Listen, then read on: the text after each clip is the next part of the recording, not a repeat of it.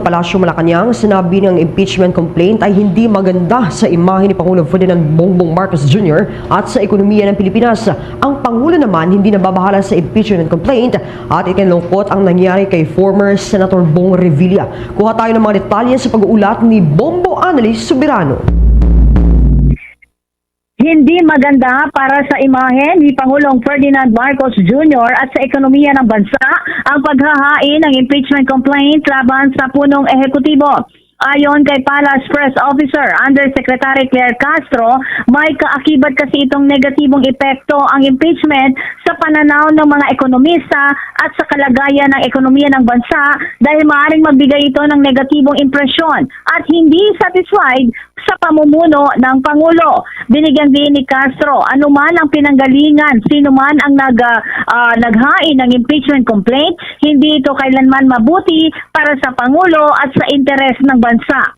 Iginit din ng Malacanang na hindi bentahe para kay Pangulong Marcos ang paghahain ng impeachment complaint laban sa kanya kahit pa ito ang unang reklamong magti-trigger ng one-year bar rule sa ilalim ng konstitusyon. Tugon ito ni Castro kaugnay sa naging pahayag ni Bukidnon Representative Jonathan Kit Flores na kapag ang unang impeachment complaint laban sa Pangulo ay opisyal na i-refer at initiated sa House Committee on Justice, hindi na maaaring tumanggap ng panibagong reklamo sa loob ng isang taon. Sinabi ni Yusek Castro, hindi dapat ituring na bentahe ang maunahan o masampahan ng impeachment complaint ang Pangulo.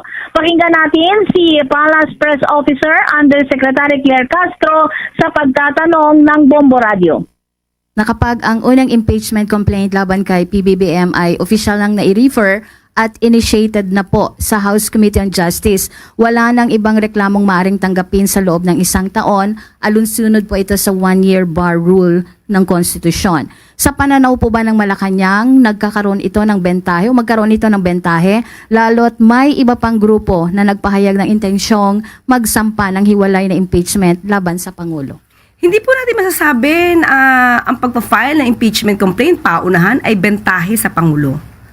Kahit sino pa po ang nag-file niyan, hindi maganda sa imahe ng Pangulo na siya ay masampahan ng impeachment complaint. Hindi rin po ito maganda sa pananaw ng mga ekonomista sa ating ekonomiya dahil nakikita po may mga taong di umano na hindi satisfied or negatibo sa pagtatrabaho ng Pangulo. So, hindi po ito bentahe. Kahit sino pa po ang nagsampa niyan. Hindi po maganda na makatanggap ang Pangulo ng isang impeachment complaint. Hindi naman nababahala ang Pangulo sa inihaing impeachment complaint laban sa kanya. Sinabi ni Castro, personal niyang nakausap ang Pangulo kanina hinggil dito at kumpiyansa ang Presidente na malalagpasan niya ang hamong ito lalo at wala naman siyang ginawang impeachable offense.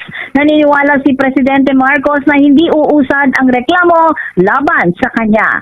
Pakinggan natin muli si Yusek Claire Castro.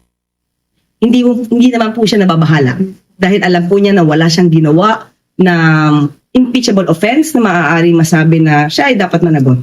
Alam po niya, muli, siya naman ay nagtatrabaho na naaayon sa konstitusyon at naaayon sa batas. Yes, kumpiyansa sa dahil wala siyang.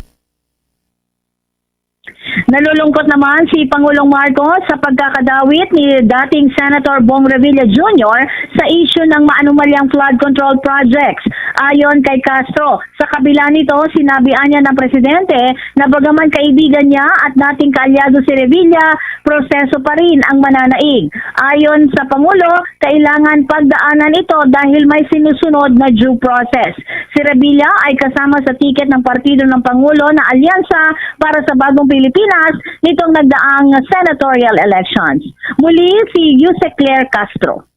Natanong natin kanina ang Pangulo nung tayo ay nagkaroon ng meeting with him.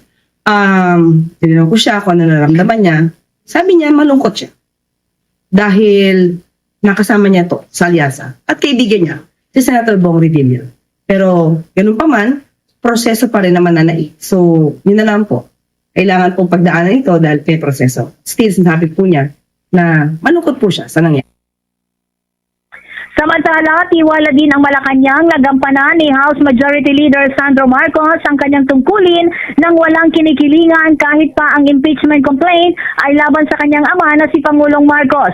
Ayon kay Castro, hindi nabanggit kung nag-usap na ang mag-ama tungkol sa nasabing usapin. Gayunman, malinaw niya ang palaging tagubili ng Pangulo sa kanyang anak na gawin lamang ang kanyang trabaho at sundin ang mandato ng kanyang posisyon. Binigyan din ni Castro na walang puwang ang kamag-anak o kaalyado sa pagtupad ng tungkulin sa Kongreso at dapat ipatupad ni Representative Marcos ang proseso ng patas at ayon sa umiiral na mga patakaran kahit ama pa niya ang sangkot sa reklamo. Muli si Yusek Claire Castro.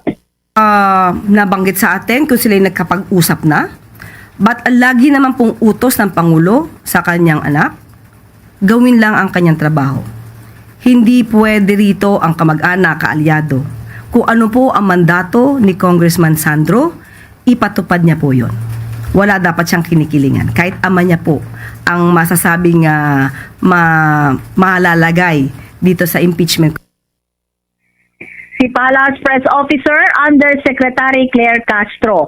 Mula sa Malacanang, Bombo Anali Montaño Soberano nag-uulat. And this is Bombo Radio Philippines, the number one and most trusted source of news and information. Basta Radio, Bombo! For the most trusted source of news and information, visit our website at www.bomboradio.com. Follow us on Bombo Radio mobile app, Facebook, YouTube, TikTok, and X, formerly Twitter.